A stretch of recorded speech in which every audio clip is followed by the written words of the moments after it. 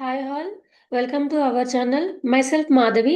Today మనం చెప్పబోయే topic ఏంటి అంటే, ఒక సబ్స్క్రైబర్ అడిగారు. ఏమని అడిగారంటే, క్వశ్చన్కి ఈ తెలుగులో ట్రాన్స్ఫర్ చేయరా అని చెప్పారు. సో ఆ క్వశ్చన్ ఏంటి అంటే, a transfer is property to an unborn person who is in the mother's womb of 7 months decide the rights of the unborn person. అంటే ఏంటి అని ఒక పర్సన్ అడిగారు. సో వాటి గురించి టుడే మనం ఎక్స్ప్లెయిన్ చేసుకుందాము. చట్టపరంగా పుట్టబోయే వ్యక్తి హక్కులు ముఖ్యంగా 7 నెలల వయసులో తల్లి గర్భంలో ఉన్న వ్యక్తి హక్కులు వర్తించే అధికార పరిధి మరియు నిర్దిష్ట చట్టాలను బట్టి మారవచ్చు. సాధారణంగా అనేక చట్ట వ్యవస్థలలో పుట్టబోయే బిడ్డకు కొన్ని హక్కులు మంజూరు చేయబడతాయి, కానీ ఈ హక్కులు తరచుగా బిడ్డ సజీవంగా జన్మించడంపై ఆధారపడి ఉంటాయి. పుట్టబోయే వ్యక్తి హక్కులను ఎలా చూడవచ్చో ఇక్కడ సాధారణంగా వివరణ ఉంటుంది. ఫస్ట్ వన్ వచ్చేసి పుట్టబోయే వ్యక్తికి ఆస్తి బదిలీ. కొన్ని చట్ట వ్యవస్థలలో పుట్టబోయే బిడ్డ ఆస్తి హక్కులను కలిగి ఉండవచ్చు, కానీ ఈ హక్కులు తరచుగా బిడ్డ సజీవంగా జన్మించాడనే షరతుకు లోబడి ఉంటాయి. పుట్టబోయే వ్యక్తికి ఆస్తి బదిలీ చెల్లుబాటు అయ్యేదిగా పరిగణించబడవచ్చు, కానీ బిడ్డ పుట్టిన తర్వాత మాత్రమే ఆస్తిని పూర్తిగా స్వాధీనం చేసుకోగలడు. సెకండ్ వన్, వారసత్వ హక్కులు. కొన్ని అధికార పరిధులలో పుట్టబోయే బిడ్డను వారసత్వ ప్రయోజనాల కోసం ఒక వ్యక్తిగా పరిగణిస్తారు.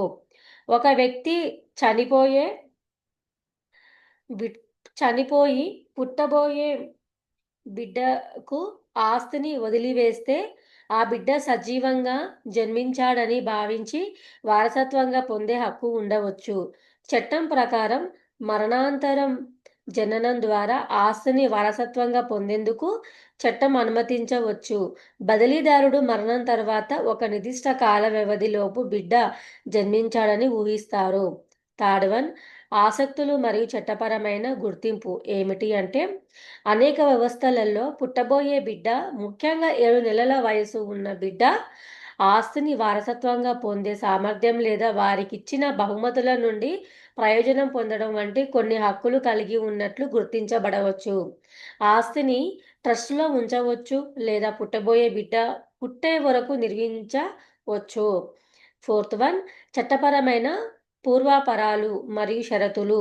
కొన్ని చట్టపరమైన వ్యవస్థలు నిర్దిష్ట షరతులను కలిగి ఉండవచ్చు. అంటే పుట్టుక నుండి బ్రతికి ఉన్న పుట్టబోయే బిడ్డ అంటే సజీవంగా జన్మించడం, ఆస్తి వారసత్వం లేదా బదిలీకి అర్హత పొందడం, బిడ్డ చనిపోయి జన్మించినట్లయితే లేదా పుట్టకముందే మరణిస్తే ఆస్తిదాత యొక్క ఆస్తికి తిరిగి రావచ్చు లేదా ఇతర చట్టపరమైన నిబంధనలకు లోబడి ఉండవచ్చు. ముగింపు ఏంటి అంటే, సాధారణంగా చాలా చట్టపరమైన వ్యవస్థలలో పుట్టబోయే బిడ్డ సజీవంగా జన్మించినట్లయితే ఆస్తిపై హక్కును కలిగి ఉండవచ్చు. ఇచ్చిన అధికార పరిధిలో వారసత్వం, ఆస్తి హక్కులు మరియు పుట్టబోయే పిల్లల చట్టపరమైన స్థితికి సంబంధించిన నిర్దిష్ట చట్టాలపై హక్కులు ఆధారపడి ఉంటాయి.